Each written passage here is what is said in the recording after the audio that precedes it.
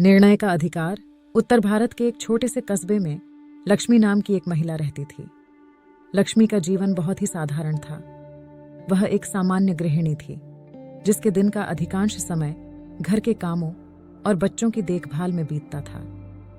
उसका पति रमेश शहर में काम करता था और सप्ताह के अंत में घर लौटता था। लक्ष्मी का जीवन बाहरी दुनिया से काफी अलग था, लेकिन उसके दिल में हमेशा एक छिपी हुई चाहत थी, कुछ ऐसा करने की जिससे वह न केवल अपने परिवार को आर्थिक सहायता दे सके बल्कि अपनी पहचान भी स्थापित कर सके। लक्ष्मी का परिवार बहुत ही पारंपरिक सोच वाला था। उसके पति और ससुराल वाले उसे सिर्फ एक घरेलू महिला मानते थे जिसका काम केवल घर और बच्चों की देखभाल करना था। उसकी कोई भी राय या विचार परिवार के निर्णयों में महत्व नहीं रखते थे। लेकिन लक्ष्मी के अंदर एक अद्वितीय शक्ति और समझदारी थी जिसे उसका परिवार कभी नहीं समझ पाया। वह अपने जीवन में कुछ अलग करना चाहती थी, कुछ ऐसा जिससे उसे गर्व महसूस हो और जिससे उसकी क्षमता का सही मूल्यांकन हो सके। लक्ष्मी के घर के पास एक छोटा सा खेत था जिसे उसके पति ने नजरअंदाज कर रखा था। वह खेत काफी समय से बंजर पड़ा था और रमेश ने कभी उसमें खेती करने की सोची ही नहीं थी। वह शहर में अपने काम में व्यस्त रहता और गांव के जीवन की ओर बहुत कम ध्यान देता था। लेकिन लक्ष्मी ने उस खेत में एक संभावनाएं देखी। उसने सोचा कि अगर वह इस जमीन का सही उपयोग करे तो इससे न केवल घर की आर्थिक स्थिति में सुधार हो सकता है बल्कि उसे भी अपने आत्मसम्मान को स्थापित करने का मौका मिलेगा। एक दिन लक्ष्मी पास के गांव में एक महिला समूह से मिलने गई। इस समूह की महिलाएं जैविक खेती में माहिर थीं और अपनी सब्जियां बाजार में बेचकर अच्छा मुनाफा कमा रही थीं। लक्ष्मी ने उनसे बात की और खेती के बारे में कई नई जानकारियां प्राप्त की। उसने सोचा कि क्यों न वह भी इस दिशा में कुछ प्रयास करे, लेकिन उसे पता था कि उसके परिवार को मनाना आसान नहीं होगा। इसलिए उसने अपने दम पर इस काम को शुरू करने का निश्चय किया। लक्ष्मी ने बिना किसी को बताए खेत में छोटे छोटे प्रयोग शुरू कर दिए। उसने घर में बची हुई सब्जियों के बीजों को खेत में बोया और उन्हें सींचने लगी। शुरुआत में उसे काफी कठिनाइयों का सामना करना पड़ा। उसके पास खेती का कोई अनुभव नहीं था और वह अक्सर थक जाती थी, लेकिन उसके अंदर का जज्बा उसे आगे बढ़ने के लिए प्रेरित करता रहा। धीरे धीरे उसकी मेहनत रंग लाने लगी। कुछ हफ्तों बाद उसने खेत में हरी भरी सब्जियां उगती देखी। उसकी खुशी का ठिकाना नहीं रहा।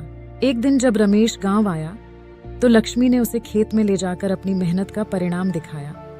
उसने कहा, देखिए, मैंने हमारे खेत में जो सब्जियां उगाई हैं, हम इन्हें बाजार में बेच सकते हैं और इससे हमें अच्छा मुनाफा हो सकता है। पहले तो रमेश ने इसे गंभीरता से नहीं लिया। उसे लगा कि यह सब लक्ष्मी के लिए एक शौक मात्र है।